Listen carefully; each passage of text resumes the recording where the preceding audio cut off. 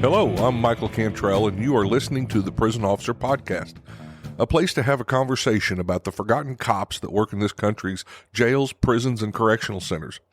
A place for me to try to make sense of a career spent working inside the fence with some of the greatest people that nobody sees or recognizes for the important job they do to keep this world safe.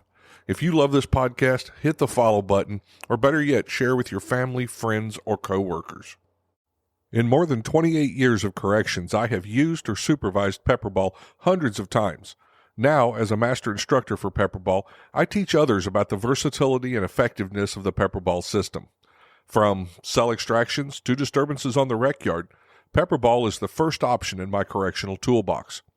With the ability to transition quickly from area saturation to direct impact with the non-lethal PAVA projectiles, PepperBall provides me with a range of non-lethal options for cell extractions involving non-compliant inmates, and when the use of force is over, decontamination is easy, with no oily residue on the walls or floors.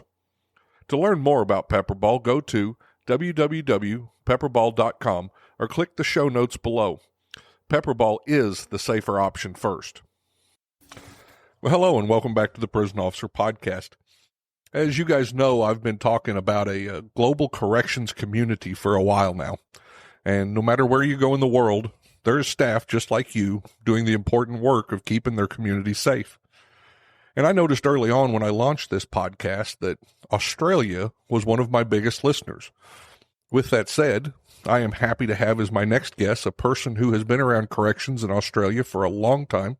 Domenic Pezzano started as a correctional officer in New South Wales in 1984 and retired now. He is a prison and correctional services subject matter expert and provides reports for the state and Crown to the solicitor's office and other agencies.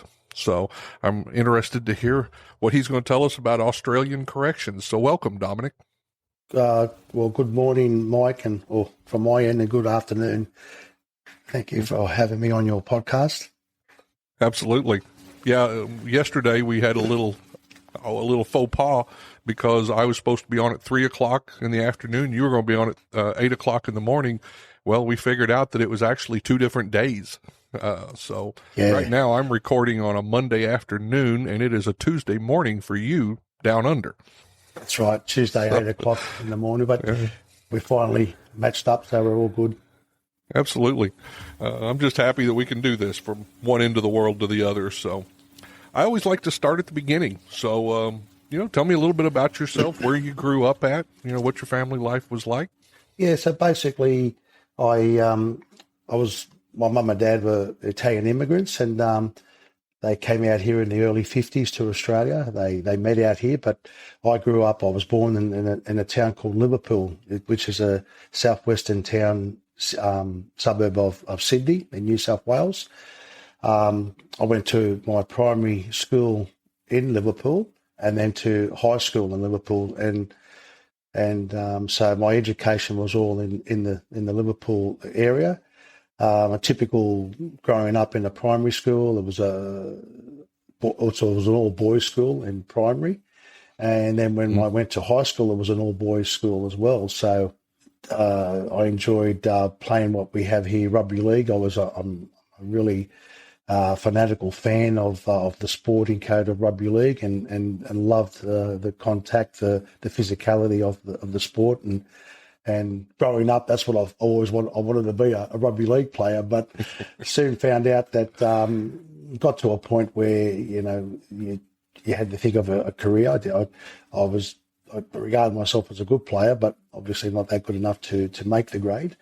But I attended high school in Liverpool, and it was a Catholic school, and it was Patrician Brothers, Liverpool Patrician Brothers, which was managed by the Catholic Brothers, and enjoyed my high school years, and went to what we call Year 10.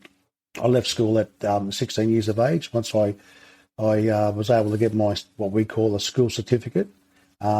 We have the option of going to a higher school certificate, which is a further 2 more years. So that would have taken me to Year 12, but I just wasn't in that educational sense, and finished school at Year 10, and then I went into a trade. Right. So, well, what was the trade that you went into, and how did you discover corrections? Was that something that was on your radar before then, or did you fall into it? No, well, basically, so starting with the trade, my father was friends with a gentleman that had what they call a vehicle trimming business. I'm not sure what you guys call it in the States, but motor trimmer, vehicle trimmer. So it was basically a trade where you're doing all the upholstery in vehicles and so forth. So through that, I took that trade up, and there was a 3-year course in college at TAFE. And the chap that I worked for had contracts with what we the Australian Army, and so apart from doing sort of vehicle trimming sort of work, we used to do all the types of Army covers and their Jeeps and so forth. So we branched out a little bit, but I just couldn't see myself, doing that for the next 30 or 40 years of my life. So I enjoyed the 4 years. I completed my trade certificate, 3 years, and did my 4th year, and then I just was looking for something different, and it was never something. I always had an interest in reading about prisons, but not much as far as I wanted to be a prison officer. And then I saw an ad in the paper advertising for prison officers, and it was in I think the Daily Mirror at the time, which was our paper, which is no longer available. And I just thought, look. And initially, it was a way of getting into the public service, into a government job. I just wanted that more security of being employed within the government and the benefits. And I saw this as an opportunity, and that's how I started the process. Right. So, in Australia, is correctional work considered a good job? Is it look, because in America you kind of have, law enforcement's looked as a better job, and then corrections is kind of looked at below that. How do they look at it over there? Yeah, and that's, I suppose, Mike, is one of the issues and concerns that I've seen over the years. I always regard it as a career. We're part of the law enforcement family. With the police, the fire and rescue, and the ambulance services, I regard corrections as the essential law enforcement agency. We work hand in hand with the judicial system.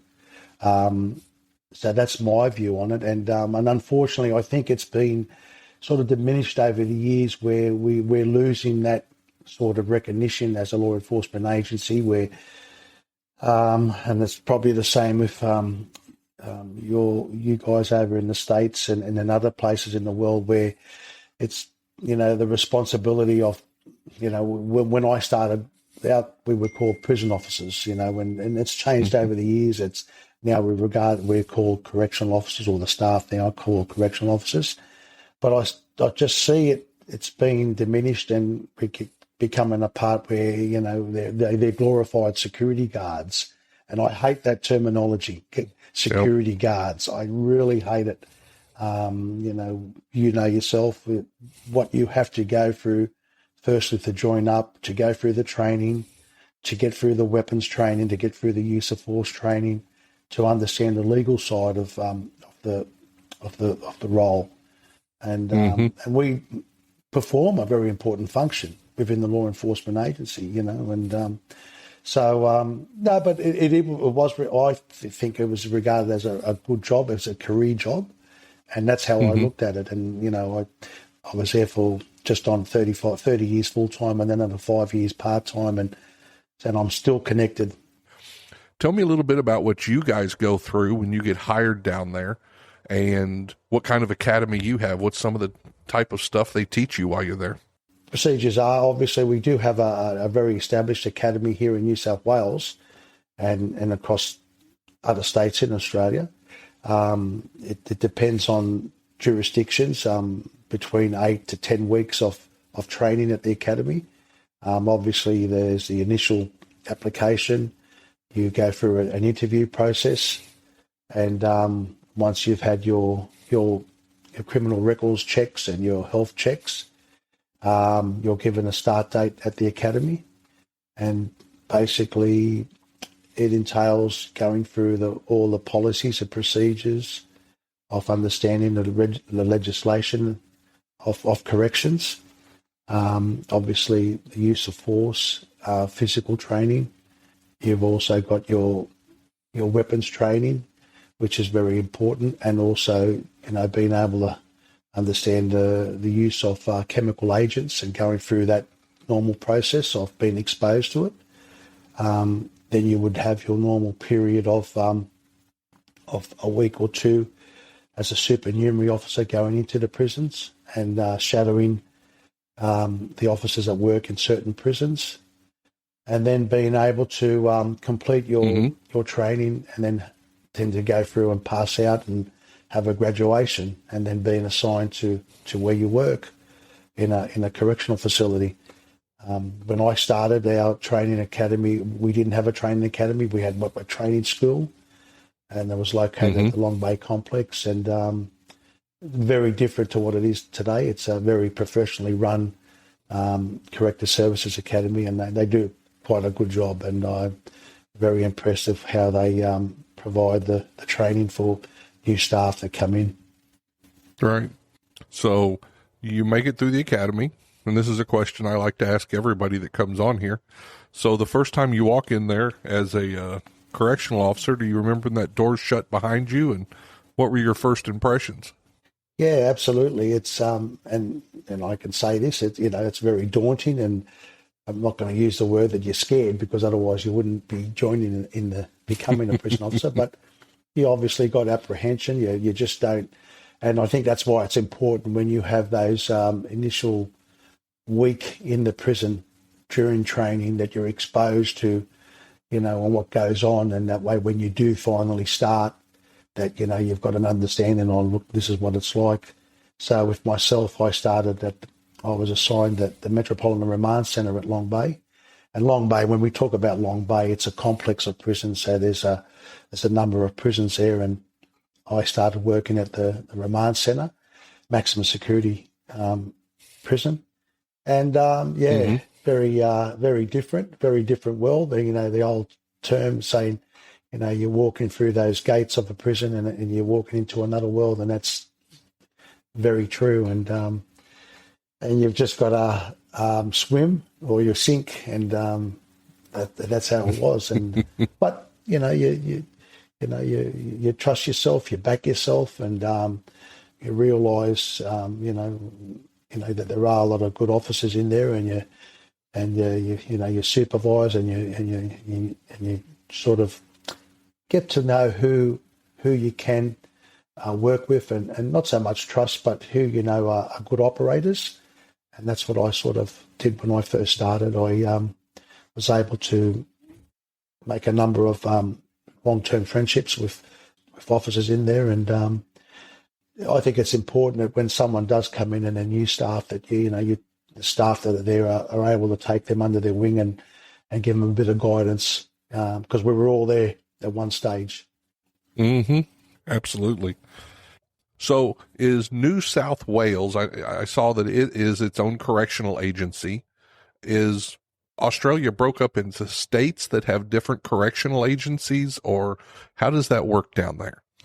So yeah, we do have, it's broken up in different states and territories. So I'm in New South Wales, and corrections is its own department within this state. And then we have other states such as South Australia, Queensland, Victoria, Western Australia, and then the Northern Territory. And then we have our capital state, which is the Australian Capital Territory, the ACT. And they have their own departments of corrections within those states. So we're not governed, by a federal Bureau of Prisons. So each state are in control of their own correctional system. Okay. Excellent. So inside New South Wales, kind of give me a rundown of how big that agency is, how many prisons, how many inmates. Yep. So from last accounts, the population at the moment, and we're nowhere near like what the states are like, but New South Wales, the total prison population is about I think it's just over 12,500 at the moment. We've had a bit of a decline in the inmate population. There are about, in general, I think there are about 30 correctional centres in the state, although at the present time the current regime are looking at mothballing or shutting down a number of prisons. As the population declines, we've got 3 correctional centres that are privatised in New South Wales, and they, between the 3 of them, can hold a capacity of up to about 4,000 inmates within the state. So that's a fair chunk of our inmate population in New South Wales. So I know that you started as a correctional officer. So tell me about how I know you moved into leadership later on. So tell me how your path progressed from correctional officer and then, moving up into those leadership positions. How did that path go? Yep.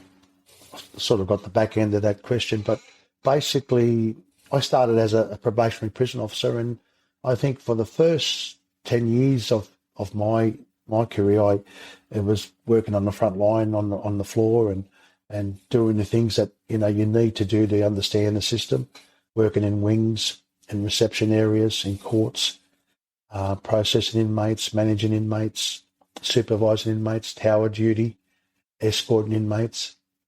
And then I just about had an opportunity where I took positions that were created which were very unique, and they were prisoner placement positions, and we were working hand in hand with the New South Wales Police. And there was a bit of a transition where the police were still conducting the transport of inmates from custody, obviously from community, and to arrest to the courts, to prisons. And the position that I was able to pick up was working alongside New South Wales Police, and basically assigned a placement for inmates that were arrested or were sentenced, and placed them into correctional centres, into reception correctional centres. And I took an interest in the placement of inmates, and that led me into the specialised area of inmate classification, where I went from a role where I managing inmates and supervising inmates, to actually now understanding the legal detainers and status of an inmates, and why an inmate was in custody, and the sentence, and his history, and then now moving on to placing that inmate throughout our system, and being able to classify those inmates and reduce them in security ratings, and move them along the system, and move them from jail to jail, and then eventually being able to see them hopefully one day being released or being paroled. Obviously there were those that would never get there, and we had to manage those ones accordingly. But so my specialty, I suppose, was classification. I've seen on LinkedIn where you've posted, and you've been involved in classification a long time, and I know it's something that you're kind of passionate about. So share with me why classification is so important. And I have some thoughts on this too, but with what you've seen over the years, why is it so important that we classify those inmates correctly when they're coming in the system and as they move through the system? Yeah, well, the classification is crucial. It allows the system to be able to, obviously, to move inmates from prison to prison, but it allows us to assess those inmates, assess their risk. And the main categories that I always maintained, and it should be the bread and butter of classification, when we are classifying inmates and placing inmates, we have to consider the risk that inmate poses to the correctional centre, the risk that inmate poses to correctional staff, the risk that inmate poses to the community, and the risk that inmate poses to other inmates. And unless we have a classification system, you can imagine it'd be mayhem. We'd have maximum security, medium security, low security inmates all in the one correctional facility. There'd be mayhem. So it allows us to be able to, basically break up and decide, okay, we know that certain inmates that are serving a significant length of time or for significant offences, and then they're classified accordingly. We've got to consider that inmates that are in for certain offences, whether they be a violent offender or a sex offender. The whole idea about classification and placement and having someone that comes to custody is that they address their offending behaviour. And, the purpose is that we engage them in a meaningful employment while they're in custody, and that they engage in a specific program that they address. So hopefully that once they are able to progress in classification to low security, that they could get to a point where their level of risk has been minimised and that they will be paroled one day. And hopefully the idea is, and this is obviously the aim of all corrections, that they're able to return to a normal law-abiding life and back into the community. Now we know for some that will never be the case. Some are just, unfortunately, criminal by nature, and their life will be a life of criminal activity, and that's all they're worried about is committing crimes and not complying with the rules, not only inside the prison but in the community. But there are a majority of those offenders that come into custody that hopefully that if we can steer them in the right direction and educate them, get them involved in specific programs, that they can hopefully get to the point where they can hopefully be released and they can start doing the normal things in life that we all enjoy. It's a challenge, and so classification is very important, and as much as we want to progress inmates, and you like to see inmates progress into the system and to medium and to minimum security and to work release programs and educational programs, classification works the opposite way as well. There's those that we regress, that go backwards, and the security and containment. I've always said this: security containment in the prison system is paramount. It's the number one thing that we need to consider. But then that goes in hand with obviously with rehabilitation. So it's a balancing act. Classification, you've got to get it right. There's times that if you classify someone that shouldn't be in a certain prison or transfers to a certain location and is seriously assaulted, and we've had incidents, and I'm sure that you would have over there, that inmates that have been seriously assaulted or have ended up being murdered by purely being in the wrong location and the wrong specific prison. And that all comes back down to making sure that the alert system, the association, the gang affiliation on that particular inmate is scrutinised and checked by the classification committees. And it's a difficult job, and then you'll have the occasions where you'll progress an inmate that will end up in a minimum security location and for whatever reason will escape. And and if you're the classification officer or the assistant superintendent or the delegated officer that made that final decision to put that inmate in that location and he's escaped, well then you've got to answer the questions after. So it's a crucial job, but a very important job. Absolutely. For our safety and for the inmates, like you said, rehabilitation. One of the things we say, in America is that, 95% or more of those inmates are going to go back to the street someday and be your neighbor. So it's important that we get it right. Like you said, there's always some that we're never going to help, but if we can, and we can get them to be productive humans, that's absolutely the goal. You talked about, getting it right and, people getting hurt and disturbances, but you yourself were part of a disturbance, and I'd like to hear some more about this, but here's a I took this article out of the Australian Bravery Association newsletter, and I'll just read from it real quick. On the evening of 23rd October 1986, a prison riot broke out at the Metropolitan Remand Center at Long Bay, and I had to look this up. It says Gaol, and I did not know it, but that's how you guys spelled jail. So broke out at the Long Bay Jail in New South Wales. 3 prison officers were taken hostage by inmates armed with makeshift weapons, and despite attempts by the officers to negotiate with the prisoners, they were locked in a nearby cell. 70 inmates then took control of the section of the center, and meanwhile, 11 members of the Malabar Emergency Unit assault team moved in to free the prisoners. As they entered the center, they were violently attacked by the inmates, with some members being badly injured. The team pushed through the chaotic fighting, freed the prison officers, and removed them to safety, and then returned to regain control of the center. You were one of those officers that was taken hostage. I was, Mike. Tell us about that. Yeah, I was, and it happened a long, long time ago now, but I've just been in the role of a prison officer for 2 years at the time, and I was at the remand centre.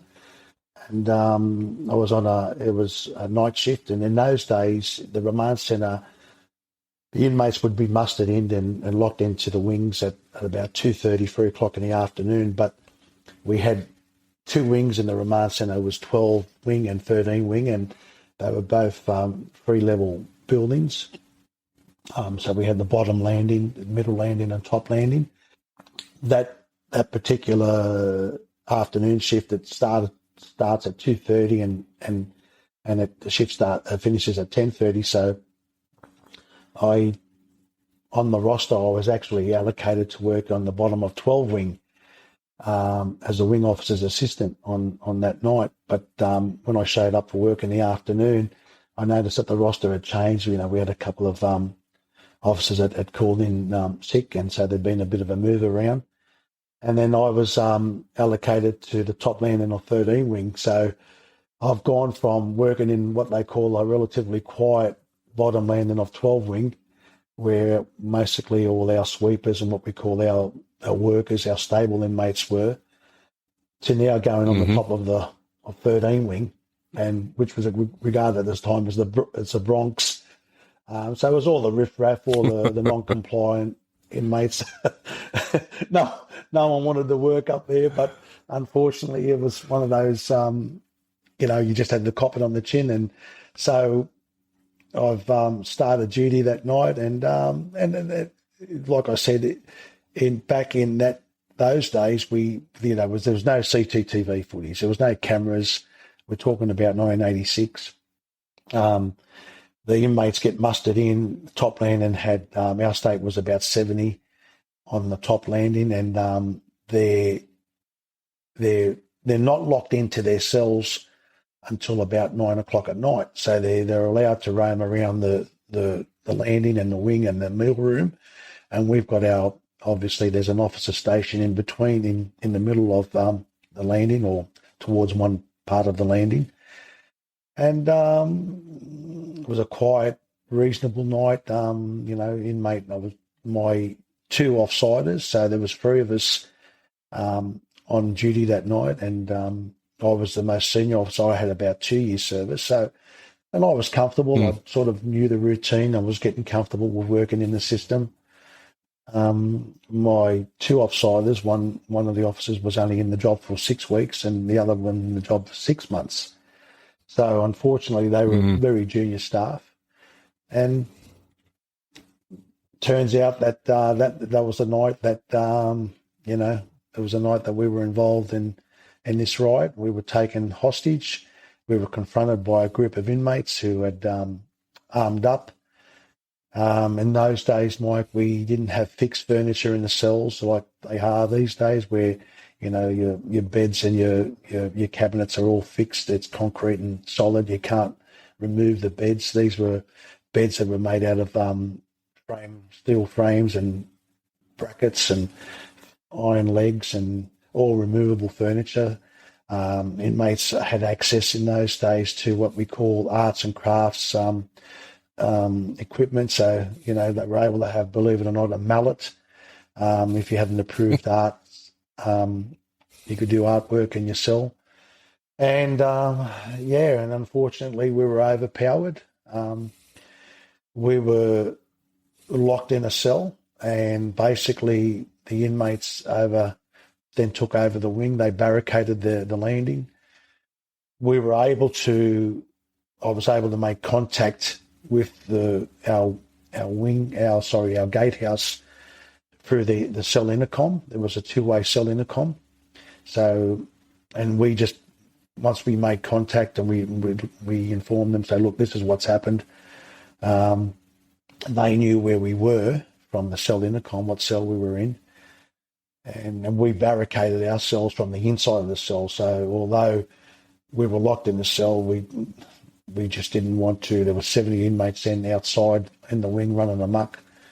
The last thing that we wanted to be was to be split up and taken from cell to cell, because we knew that if that did happen, then it'd be a nightmare for the emergency unit boys. And basically the riot started. They took over. This was at about 8:30 at night, so you can imagine the response unit had to, they were called once they knew what was happening. So, like you said, there was the HRG, the Hostage Response Group, and the MEU, which is the Malabar Emergency Unit.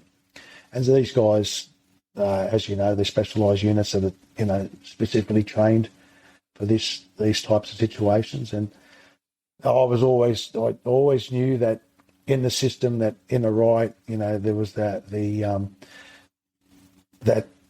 if there was a riot, there'd be the free means of being able to handle that riot, especially a hostage situation. And that was you're able to negotiate with the inmates, or secondly, you waited it out, or thirdly, you went in with full force. And luckily for us, the boys, the assault team, came in with the third option. It was full force. They didn't hesitate.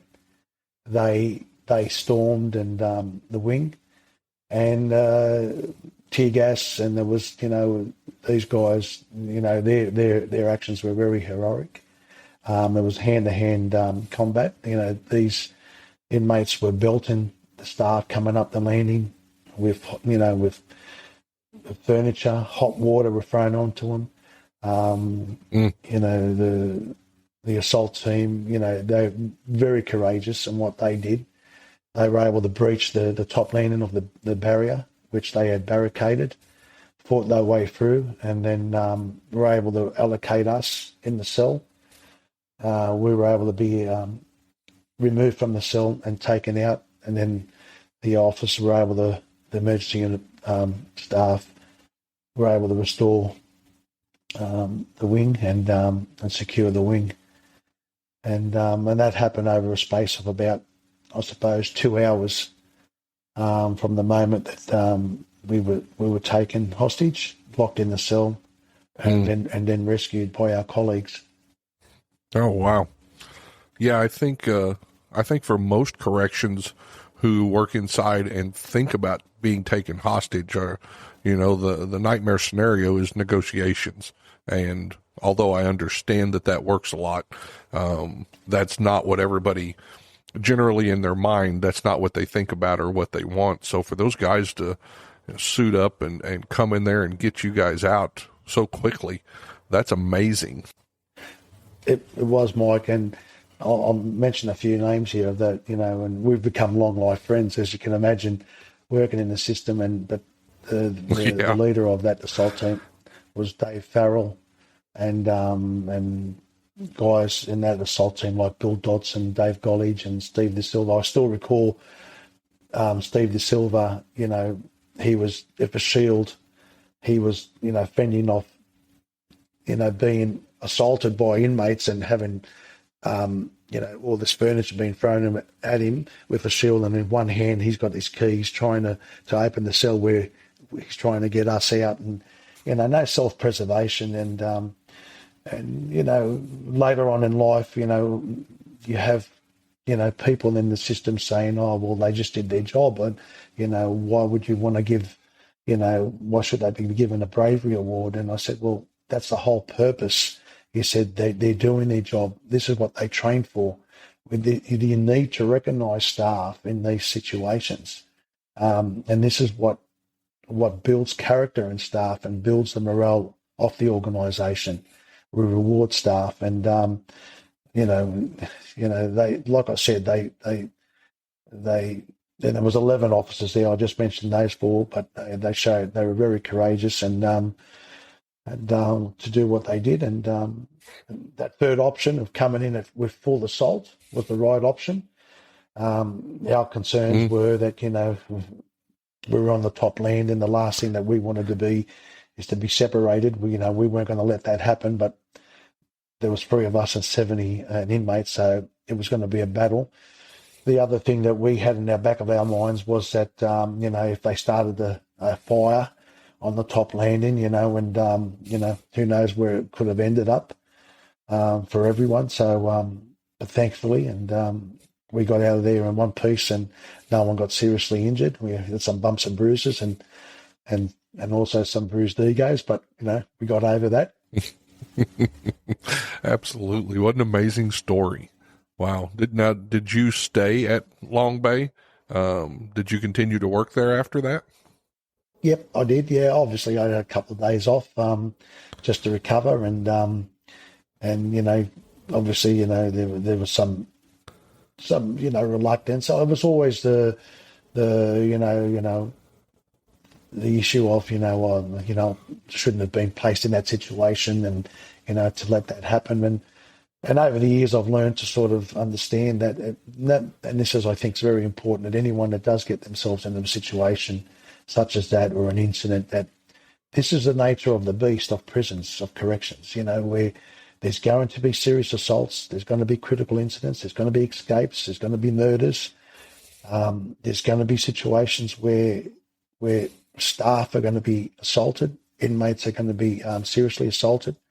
But that is the nature of the I won't say the business, but of what corrections is, and we've got to understand that. And the whole aim is to be able to minimise those risks of happening, and to hopefully not see those types of incidents occur. And it's difficult, but the two colleagues that I was with, I continue with the job, and I had a very successful career, and I'm very thankful for that. And the other colleague, the officer who had six weeks in the job, he remained in the prison department, correction services, but not as a correctional officer. He didn't take it too good. He had some issues with it, and that's understandable. It's not cut out for everyone. And he went into the IT section and had a good career in that. And the other officer with 6 months service, he left the department as well, went into another career. And that, once again, that's fine as well. And not everyone is cut out to be confronted with that type of situation. And I always talk, Mike, about, and even with the new staff applying for jobs, when I was interviewing staff or staff community members that wanted to become prison officers, that the 3 things that you have to be able to have as part of your makeup is handle adversity, have and resolve, and just being able to come back to work and getting over having a bad day, and picking yourself up again, because it's going to happen, but being able to handle that adversity, and just having that resolve, and just keep on going. And if you can get that into your makeup, and you'll be fine. Yeah. Wow. Yeah. You talk about coming back to work after a bad day. Now, I think there's lots of correctional staff around the world that do that on a daily basis, but you had a really bad day and didn't let that stop you. I mean, you came back to work and continued to move up in the prison service, worked your way up. Tell me about some of those leadership positions that you had and what you did there. Yeah, so like I spoke about before. So I just took an interest in the legal side of, I suppose, the and that led me into the classification system, and I was able to. And I really enjoyed that because that took me into another whole side of corrections. So you've gone from working in the prisons and doing your necessary jobs, which is your searching, your reception work, and your escort and your tower duties and so forth. But now I've gone onto the side of things where you're managing inmates and you're working with inmates, you know what I mean, as opposed to you're not working against them, but you're working with them hopefully for the better of the corrections and the better option for the inmate to progress. But that took me into the leadership roles in the classification branch. I was able to then be promoted to a deputy manager of classification and then eventually a manager of classification. And once I became a manager of classification, I was responsible for a region within New South Wales, and some of the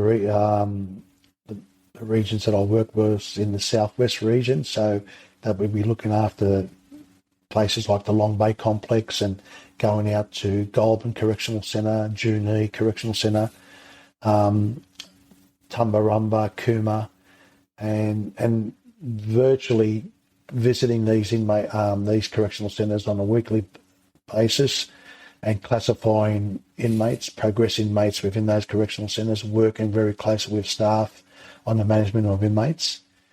And that then eventually took me into I was sort of got the nod on the shoulder. I was asked to, if I wanted to go into within the operations side of the department and as a superintendent of operations.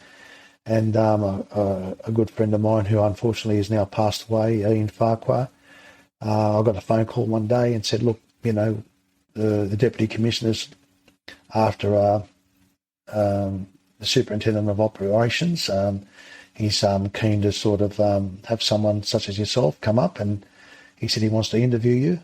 And so went into town in the head office and had an interview with the Deputy Commissioner about the role, and this was a position of a Superintendent of Operations. And there wasn't a permanent position at the time, but obviously I had to prove myself. And that took me into the last phase of my career. And I worked closely with the Deputy Commissioner and then with the various governors or general managers and of all the correctional centres, and I was a conduit between the Deputy Commissioner and those governors of the correctional centres and the day-to-day operations of the prison system, and that then took me to another side of corrections, the operational side, the budget side, the deaf and custody side, and being on these various steering committees of the organisation, the high risk security committees and escape committees, and it was another phase of my career. I then had another stint in the Minister's office. So I was once again got a call if I would like to work as the superintendent in the Minister's office, and I had a stint there for 12 months, and that was another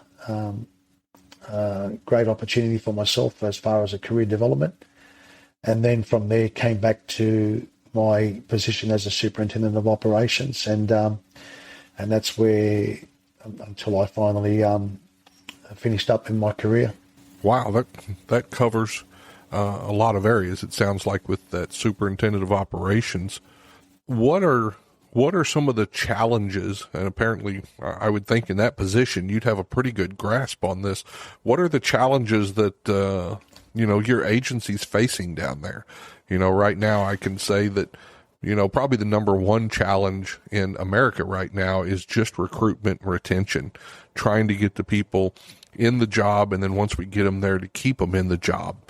Another one of the deals that's been in the news lately with a lot of the institutions here is what we call PREA, which is the Prison Rape Elimination Act, which was something that our legislators put together in order to give a place for inmates who are being sexually assaulted in prison to report and to get a handle on sexual assaults inside our prisons and jails.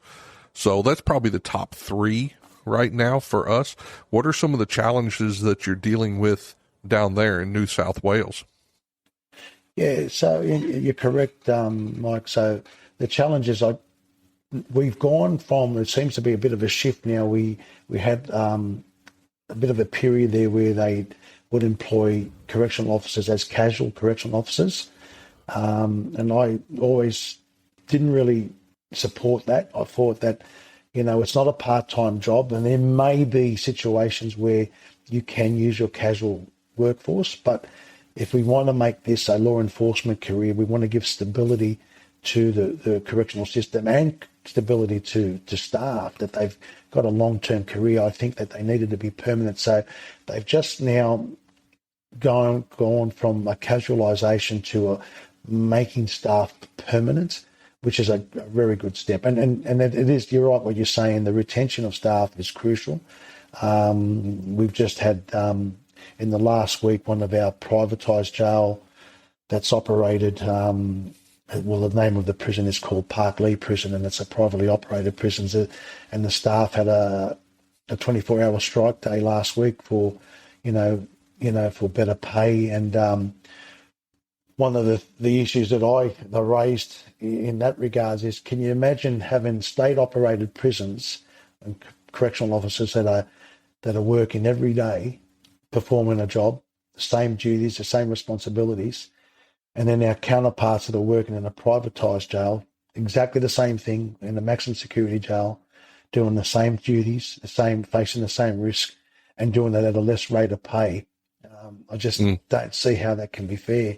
So, but staffing levels is very important. The issues is obviously the reduction of staffing levels. The frontline staff in New South Wales in the last few years, they've had a review of staffing, and they've actually deleted a whole rank structure. We had a rank here called assistant superintendent. So we've gone from our non-commissioned officers, which is a correctional officer, first class officer, senior correctional officer, which is in a rank structure. So first class is 2 stripes, senior officer is 3 stripes.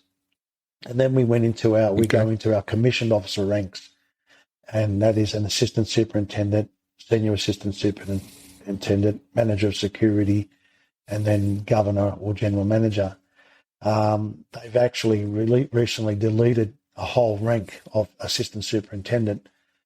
And so that obviously puts a lot more pressure now on the senior correctional officer and a lot more pressure on the senior assistant superintendent. So that's been a big issue in the system at the moment, and staff having to adapt to that. Obviously, the issues with surrounding COVID over the last few years has been a big challenge for the system.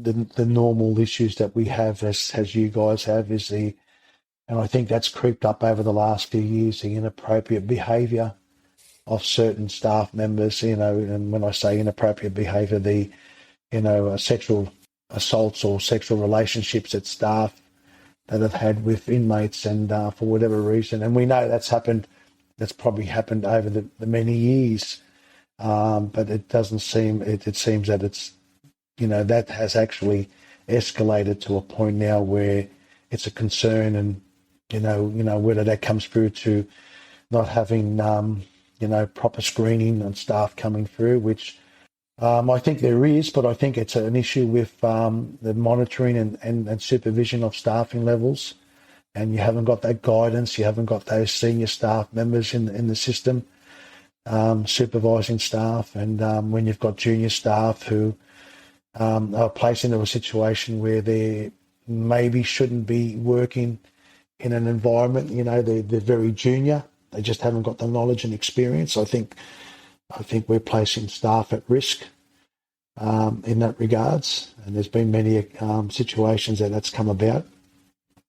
And obviously the other challenges is or here in New South Wales, is that, where we seem to be using the privatisation of prisons. In Queensland, which is another state, they've removed the privatisation module. In New South Wales, they're persistent with it for whatever reason. I've always been against privatisation. I just don't think that, the whole idea of corrections, obviously security containment, but it's obviously important to have, reducing reoffending and reducing recidivism rates. And the private model is that, they've got to have their prisons full. The inmates are, the government pays them per bed.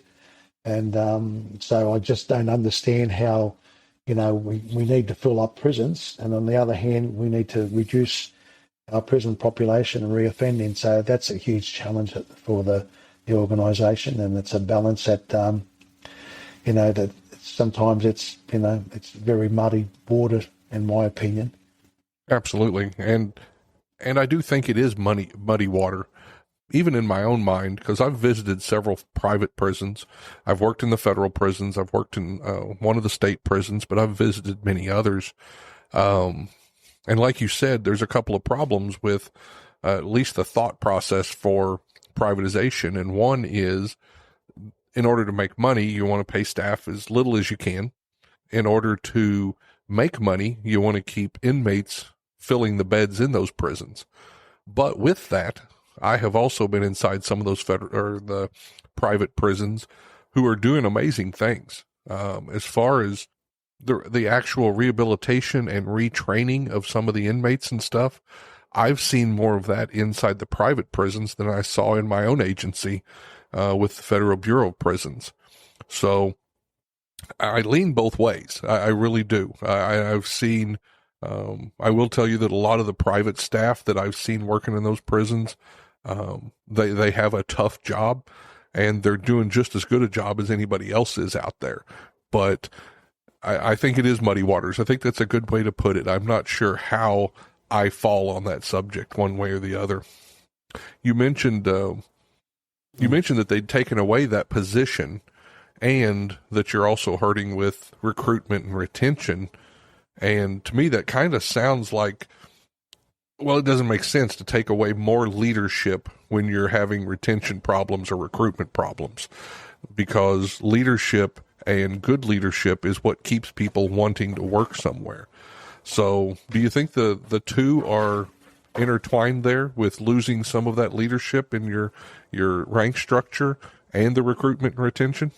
Yeah, well, I think the issue is, Mike, from my perspective, is that obviously we go back to that what we spoke about before, that, if you join the prison service as a correctional officer, I would like to see it as a career. It's a law enforcement career. Now, by removing, say, this particular rank structure, or by not giving the opportunity to the staff to then see a bit of progression, whether they're 10 years or 15 years into the service, and they can finally say take a step and say, look, I'm going now into the commissioned officer ranks. I want to be a supervisor. I want to start being a manager of staff and managing, even one day a unit or a specialised unit or a correctional centre. So yeah, look, in this case here, by removing that particular rank of assistant superintendent, there's a void there, in my opinion. So, and it's a huge step between the staff on the ground and then coming up into that sort of management role. There's a lot of that assistant superintendent rank was a lot of senior staff with 15, 20 years service. It could have been that may have been the highest rank that some of those staff members would ever get to. But then again, it could have been an opportunity for them to progress further at one stage. So, and by removing that seniority of those 15, 20-year term staff members, I think has actually had a significant impact on the ground for the junior staff. And that's why we see, in my opinion, an increase in assaults, an increase in inappropriate behaviour of staff that get themselves involved in situations that they, as we know, it crosses the line. and the supervision is very important. You've got staff there that have been there for that period of time. They not only are they supervisors, but they act as mentors for junior staff. So yeah, it's a hard one, Mike, and you just don't want to see staff getting burnt out, and that's one of the issues. And it's a hard enough job as it is, as we know.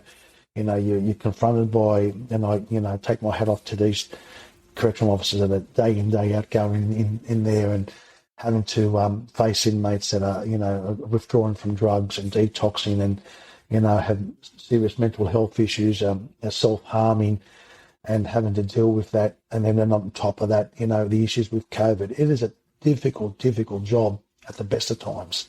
And by minimising and reducing staffing levels and by not having those, that support staff and senior staff to guide you and help you, it's a tough job. It's a tough job. Absolutely. I'm going to back up just a little bit here because I made a note a while ago and I forgot to follow up on it. And it's because of my lack of knowledge, but you mentioned gangs in your prisons down there. What kind of gangs do you have? I guess I'm just curious because our prison systems are full of gangs. What kind of gangs and gang activity do you have down there in Australia? Yeah, absolutely, and it's probably no different to any other correctional system in the world. But yes, there are definitely gang affiliations here in well, I'm talking about New South Wales, but in other states. But yeah, we have our what we call our outlaw motorcycle gangs. Okay. As we know, the traditional, banditos, comancheros, lone wolves, and so forth. And we also have a number of gang affiliations that, whether they be affiliated to the Middle Eastern groups and Asian groups, and we tend to see that in Australia here we may find that certain inmates that come into custody that may have a gang affiliation on the outside. They're identified, obviously, and they're screened, and intelligence staff that are operating in the prisons, and then they're separated as much as they possibly can, and no different to other jurisdictions. So they will separate bikie gangs, outlaw motorcycle bikie gangs, and also these other gangs that Middle Eastern groups, the Asians. We tend to see that you'll find that the mix here would be that we have the Polynesians and the Asians and the Middle Eastern, and then we also have these other small minority groups that will affiliate with each other, and they might provide backup and the muscle for one particular group, and they'll affiliate and stay as a group. So that is a constant issue within the prison system, and being able to separate those gangs. And it's a difficult job. And back in, when I was involved in the riot, we had the Comancheros who were housed in our particular wing, and the Banditos were housed at the time in a separate jail at Parklea. And I'm talking back 1986 now. That those two bikie gangs were involved in a bit of a massacre in the community. There was a shootout where a number of the bikie gangs and some members of the public were killed, and that was probably the first that I came across, outlaw motorcycle bikie gangs. But the gangs these days are very different, as you know. They're very different to the way they were 20, 30 years ago. It's a challenge for the corrections in the system at the moment, and you'll see that there are some violent incidents happening with these gang members, and once again, it comes back to the staff understanding the system. And if you've got junior staff that don't understand the wars that are out in the community, and then all of a sudden these offenders are coming into the system, and we've got to control them within four walls, and to separate them is a huge task. Wow. It's interesting because, I recognize some of those names from our own system. So to think that some of those are worldwide is, I guess that's just something I hadn't grasped before. But so you went ahead and you retired in what, 2014? That's correct. I finished up in 2014, and then as it always is, I got a call if I wanted to help out with some promotional interviews, and shortly after I retired, and I came back for about 6 months helping out with some, believe it or not, assistant superintendent interviews, which has now been deleted. And then I worked for a number of years on a part-time basis with the assessment centre with recruiting correctional officers, so interviewing people that were applying to become correctional officers. So and that lasted up until 2019.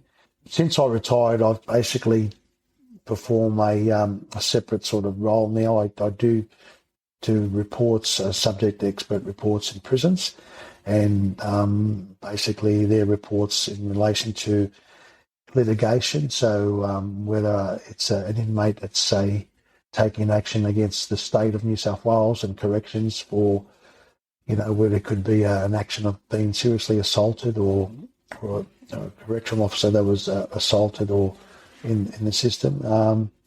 I now prepare reports on behalf of the majority of my reports are on behalf of the state, for the Crown Solicitor's Office. And occasionally I do reports on behalf of either the plaintiff, which could be an ex-inmate or an officer.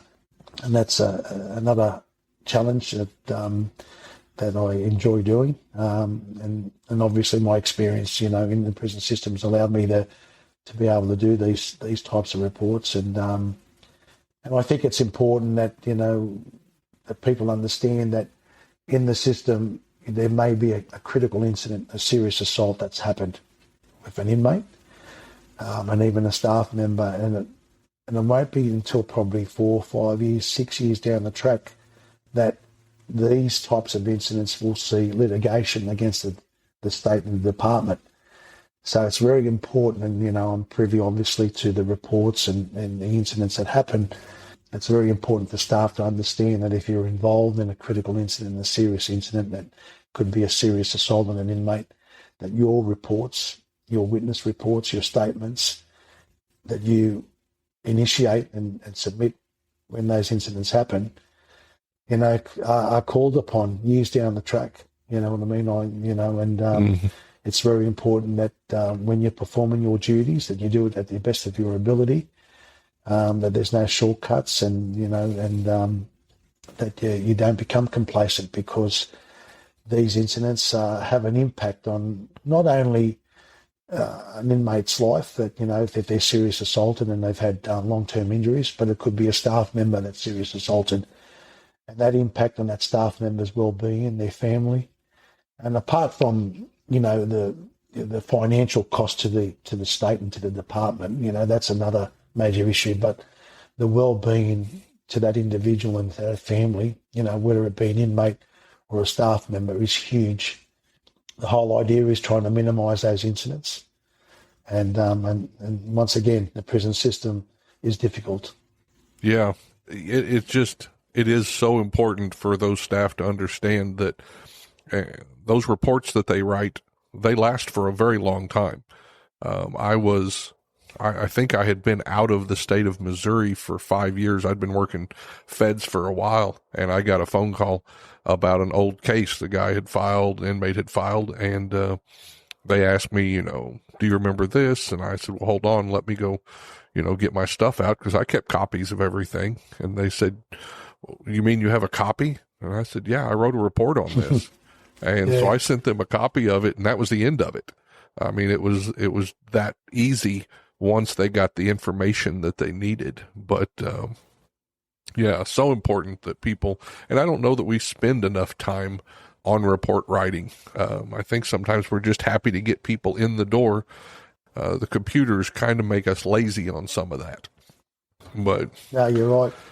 No, absolutely, Mike. And when I get these briefs, I've got to prepare a report, and I get a set of questions, and you have access to the case file of the inmate, the offender printouts and incident reports and statements, and you go back and you look at it and you say, geez, how were these able to be submitted at the time? And there are errors that we pick up because we're in the field. We know what we're looking for. Imagine when you have the legal fraternity start looking at these reports and they see these glaring errors, and it's something that I'm not proud of seeing that, because I don't want to see us portrayed in a bad light, but sometimes it becomes embarrassing when you do see some of these reports that have been submitted at the time of an incident or the follow-up of an incident. The assault package hasn't been completed, the interviews haven't taken place, what's happened with the police action and so forth, and the CCTV footage. One of the things, Mike, is that with CCTV cameras now in the system, and it's great having all these cameras, but if you don't have staff to respond to an incident and they're not watching the camera, what's the use of having it? And I think the organisation has heavily over relied on these cameras and to protect staff, and it's fine if you're watching the camera, but unfortunately in some of these monitor rooms and some of these prisons where the staff have got all these cameras to observe and to take note on, and it's an impossible task, and you just cannot keep up with it. And unfortunately, right, these incidents slip through. Yeah. So we've got agencies here who are starting to use body cameras, and a lot of agencies are looking at that. Is that something that you guys have looked at? Do you have body cameras? Yep.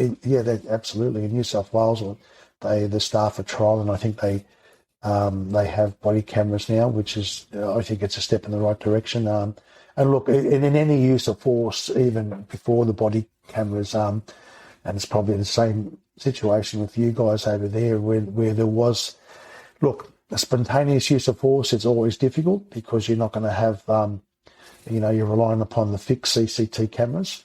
But when there is a use of force where staff are able to respond, there's always a staff member who will have a handheld camera, and the process of being able to videotape that those directions to an inmate who's non-compliant is videotaped, and and I always used to say that to staff. I said, cameras are in place for a specific reason. They're there to protect you, the staff member, but they're also to make sure to tell the story of what happens. So you've got to be obviously very cautious that when you're involved in a situation, the cameras are fixed on you. And unfortunately, some staff have gone overboard, and as we know, they've taken it too far. And the cameras don't lie, but they're there as much as they're there to protect staff. They're there to show what happens. Absolutely. So, well, Domenic, is there anything unique, I guess, about the Australian prison system that I didn't touch on that you want to talk about? Oh, probably. Look, we're probably very similar, Mike, as far as that the system over here, and I can mainly speak about New South Wales. We're the biggest jurisdiction within Australia in the prison system here, and and it's like any system. I think we have changes of government that come in, and over the 35 or 30 years that I was in the system, I saw a lot of change of governments, and with a change of governments come change of commissioners, and they bring different ideas and so forth. And I think the system here, I think we lose focus at what are our priorities. Obviously, security and containment, humane management and custody of inmates is a priority in the system. But as I said before, the importance is that obviously to reduce reoffending and to reduce recidivism rates. And I think we tend to, the system here in New South Wales seems to be the first government department that's always hit with budget cuts within the state is the prisons department. It might be the same over there, Mike, but we see poor old corrections department is always the first one where we've got to cut expenditure. But if, we can, withstand that pressure and say, look, if resources are here in the system, it will reduce reoffending. And, if we reduce reoffending, we have a better community life. That's the whole aim. And, over here in New South Wales, obviously, there was a number of programs. And, I'd like to see a lot more programs here. We do have a lot of programs where we would like to see inmates progress into educational programs where they can, it's probably the same over there, Mike, where a number of offenders that come into custody, have left school at an early age and 13 and 14 and, have grown up in violent families and can't read and write. And the first time they get a chance to actually go in a classroom setting and to learn to read and write is when they're in prison. Education is so important, learning skills. It's a system that's difficult, but I think we need to put more emphasis into that. Yeah. So let me ask you one more question, because I've done an interview with an officer who worked in the UK, and I know in America we have the same problem. Is your mental health separated down there? The inmates or civilians that have mental health problems in America and in the UK, a lot of them end up in our prison systems. We don't have separate entities to take care of people with mental health problems. How do you do that in Australia? Are they in in your prison system, or are they taken care of separately? Absolutely, and it sounds like very similar to yourselves, but definitely when we do have facilities that have a separate mental health assessment units. So as an example, you might have a fresh custody that might come into the system. Obviously, they're assessed and screened. When they're identified of having some type of serious mental health issue, they will be separated and assessed through the justice health process and the psychiatrist and so forth.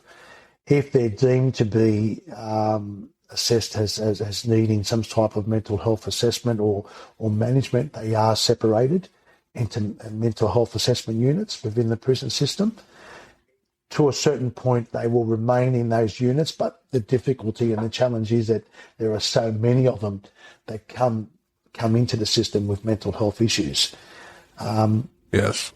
Once they go into the mental health assessment units, which are separate to the main centres, there's a period of assessment, stability, and obviously the point is then they get them to the point where an inmate is stabilised on medication, and they're able to then progress, if they're able to progress back into the normal regime or into a protective custody regime within the main system. But to answer your question, yes, we do have separate units. The challenge is, though, there is so many inmates that come into custody with mental health issues. And one of the sayings are, as you know, is that correctional centres, correctional institutions have become mental health hospitals for communities, and people in the communities that have mental health issues that commit maybe minor offences and so forth end up in prison and maybe should not have been there in the first place because they're not being able to be managed in a mental health hospital on the outside. So it is a huge challenge. I think corrections in New South Wales are doing a good job in managing inmates with mental health issues. That's been a very positive initiative from Corrections New South Wales, but it's a huge challenge, definitely. Yeah, I think you hit that on the head. It is just the sheer number that are coming into our systems that are hard to handle.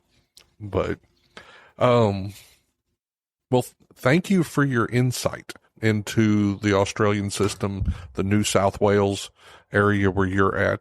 It's fascinating to always learn about other systems and other agencies and to hear your personal story about how you came up through the ranks and everything. I know that you're doing, we talked about it a little bit, you're doing consultation and training and stuff like that. If someone wanted to get a hold of you, I know you're on LinkedIn, but do you want to leave some information where someone could get a hold of you if they had some questions about that? Yeah, absolutely. And I'm always free to do that. I've performed some information sessions to, criminology students at uni, and I'm more than happy to do that. And yeah, look, they can look me up on LinkedIn on Domenic Pezzano. There's also a website, prisonsubjectexpert.com.au. But anyone wants to reach out and have a chat, and I'm willing to and happy to provide information. Part of my role, obviously, when I was working in corrections, what I really enjoyed was teaching custodial officers on how to chair classification meetings and giving them an insight on what to do and not what to do. And I think that's very important. So, yeah, absolutely. And I just always remember this saying, Mike, when they said in prison there's two sets of rules. There's the prison rules and the inmate rules. And to survive in prison, you've got to break one of those rules. So there's a lot of truth to that. Yeah, very much so. Yeah, absolutely. And I'll get that information. It'll be in the show notes if anybody wants to look at his contact information. I can't thank you enough for coming on here and sharing with us. I'm looking forward. Maybe we'll get the chance to talk again. I'd also like to say thank you to all my Australian listeners. You make a big part of the audience, and I appreciate them listening also. So thank you, Domenic. It's my pleasure, Mike, and congratulations. I just saw that post there, I think, of the amount of downloads that you've had on your podcast. That's amazing. and I thank you for what you're doing and giving the opportunity for myself and others to, show to provide our history and our knowledge and our experience, and to talk about it, and just want to finish off with, to the staff that are working out there, the correctional staff, especially come up to Christmas time, be safe. For all the staff there on the floor and in every jurisdiction in America, USA, Australia, all across the world, be safe and look after yourselves, watch out for yourselves and look after your colleagues, and just stay safe. Well said, Domenic. Thank you. Have a great day, buddy. Take care. If you enjoy these podcasts, the best way to support the Prisoner Officer Podcast is to share these episodes with your friends or family on social media. Let me invite you to visit www.theprisonofficer.com. If you haven't already, check out the Prison Officer Podcast on Facebook and click that little follow button, or leave us a message, or better yet, leave us a review.